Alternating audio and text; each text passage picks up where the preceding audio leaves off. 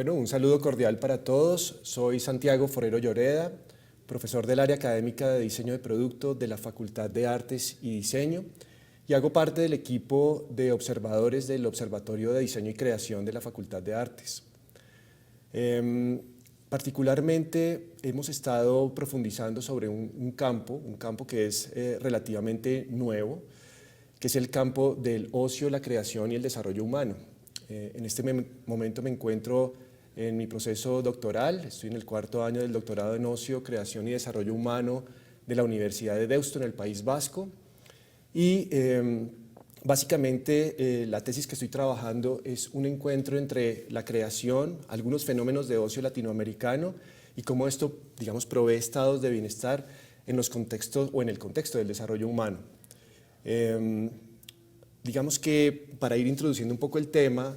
los estudios de ocio adquieren relevancia a finales del siglo XIX y principios del siglo XX,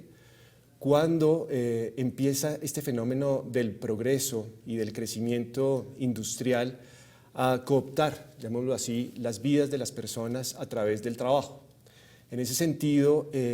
a la par empiezan a haber unos estudios que intentan, llamémoslo así, reconocer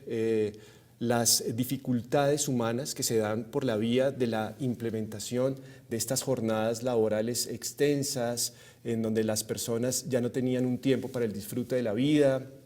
donde las actividades, digamos, de crecimiento y desarrollo personal, digamos, se habían puesto como en la periferia de la vida. Y en ese sentido, los estudios de ocio pues empezaron justamente con algún tipo de reivindicaciones que tocaron los sindicatos, particularmente en Francia, en Estados Unidos, y esos estudios empezaron a tomar cada vez más fuerza y más popularidad en el sentido que en el cuidado, en el contexto del cuidado de la vida, pues había cosas que no se estaban teniendo en cuenta en esas actividades que permiten el descanso, el disfrute de la vida y en general que cada persona y cada individuo tuviera la posibilidad de contar con un tiempo de desarrollo personal o de desarrollo colectivo que de alguna manera permitiera, digamos, romper con esa rutina del ejercicio del trabajo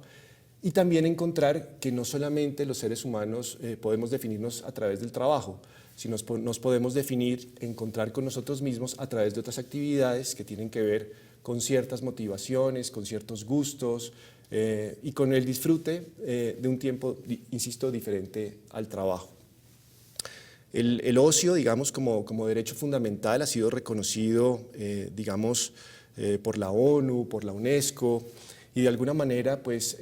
ha habido alguna política pública que se ha desarrollado en torno al ocio. Particularmente en Colombia, por ejemplo,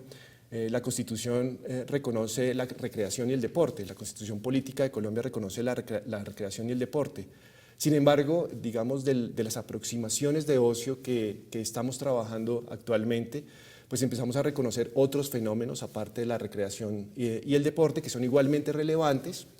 y que de alguna manera son un foco de interés dentro de los procesos de creación que verificamos y observamos en el observatorio, justamente para que los proyectos que hacen nuestros estudiantes de la facultad se vean motivados a sustanciar, digamos, esta categoría del ocio a través de sus trabajos, a través de sus proyectos, de sus intereses, en ese reconocimiento y en ese diseño del tiempo o en esa creación del tiempo que tiene unas implicaciones fundamentales, como les digo, para la vida,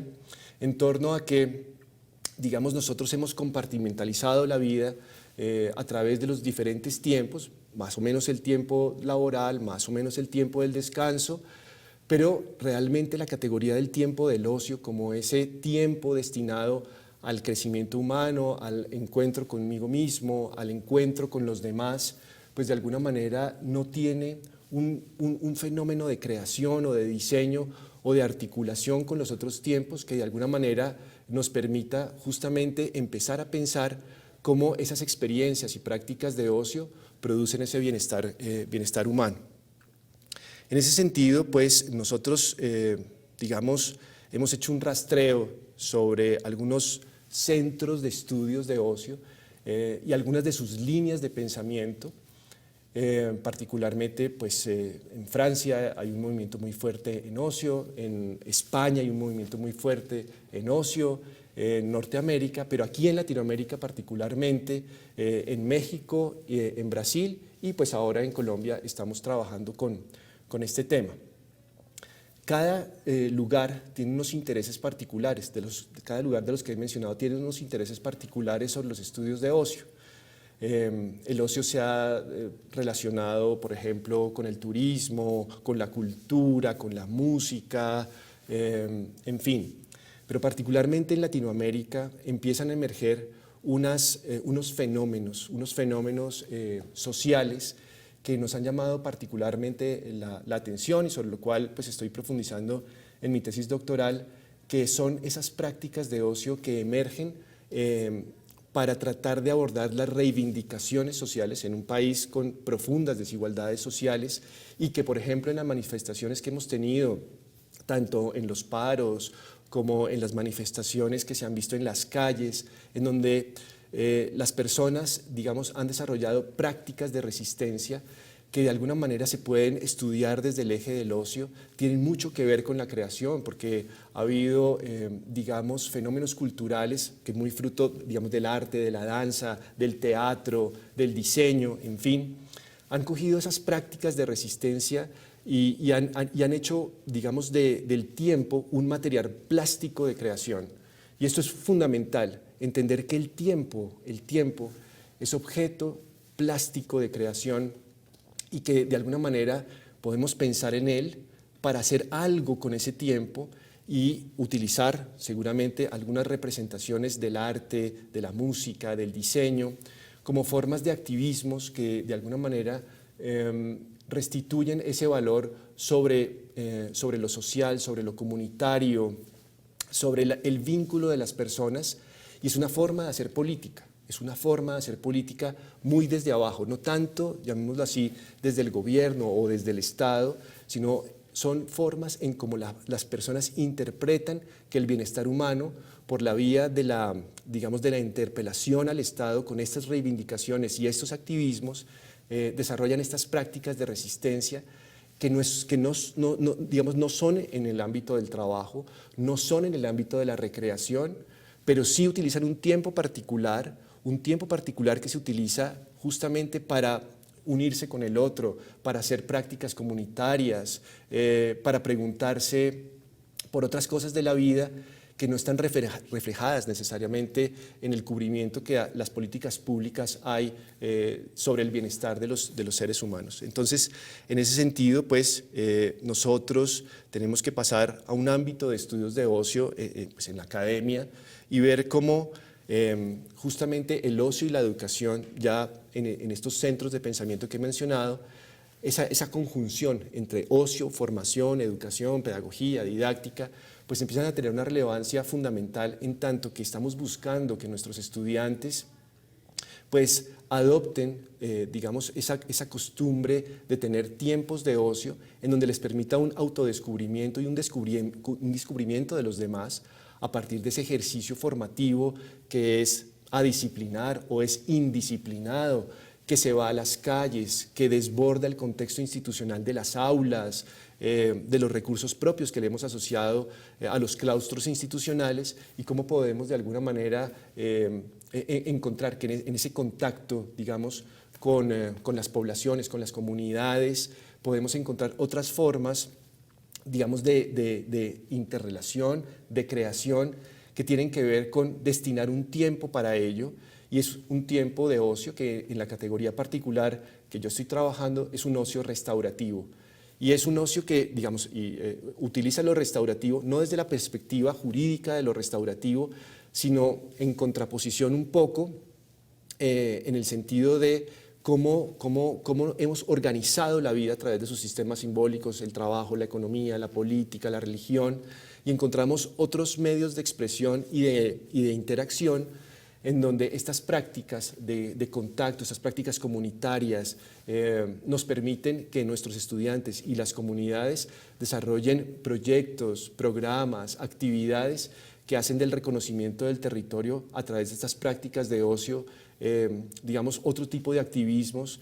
sociales que nos permiten justamente entender, por ejemplo, nuestro país, los contextos latinoamericanos, otras prácticas que de alguna manera también son objeto de formación y que son muy propias de las culturas de los pueblos originarios, de las comunidades, en fin. Entonces, desde esa perspectiva, para la academia es importante crear estos espacios de ocio que, como les digo, pues son transversales, vinculan las artes, las ciencias, el diseño,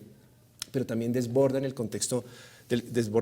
institucional y son un poco, digamos, menos rigurosas que la educación tradicional. Digamos, esperamos que los estudiantes se den la oportunidad de, no sé, de cometer errores, de fallar, de experimentar, en fin, sin los rigores tradicionales de la educación, pero sí en una búsqueda, digamos, importante de la construcción del ser. Ya en concreto, digamos, sobre la correlación que existe entre ocio, creación y procesos sociales, pues obviamente el ocio en los procesos sociales juega un rol fundamental, toda vez que ha permitido justamente que estas prácticas de resistencia y este tipo de activismos no violentos, de alguna manera tengan un tiempo para poderlos pensar, dialogar. Y aquí hemos visto cómo estos nuevos modelos de gobernanza de las comunidades, que son opuestos, digamos, a los modelos de gobernanza seguramente previstos por el Estado o por el gobierno, en fin. Estos modelos de gobernanza empiezan a darnos una noción de que esa correlación entre ocio y procesos sociales y creación, pues está hablando de esos nuevos modelos de gobernanza, de cómo las personas desean vivir, cómo se puede desacelerar el mundo en torno a los propósitos meramente laborales o de progreso o de crecimiento económico, dado que pues, desafortunadamente pues, el ocio también reconoce otros tipos de ocio que están perfectamente neoliberalizados. Es decir, si uno no puede comprar las satisfacciones de la vida, no puede acceder económicamente a las satisfacciones de la vida, a comprar experiencias de ocio, no sé, de restaurantes, de cine, en fin, entonces pareciera que el ocio desaparece, y es todo lo contrario. Estamos tratando de encontrar cómo en esas prácticas sociales o en esos procesos sociales, de alguna forma encontramos que existe un ocio humanista, un ocio restaurativo, que simplemente se da por el vínculo y la relación que tenemos con el otro y con los otros, con las otras, con las otredades, en donde podemos a través de estas prácticas y experiencias encontrar el bienestar, la felicidad, la satisfacción como un factor indispensable del desarrollo humano.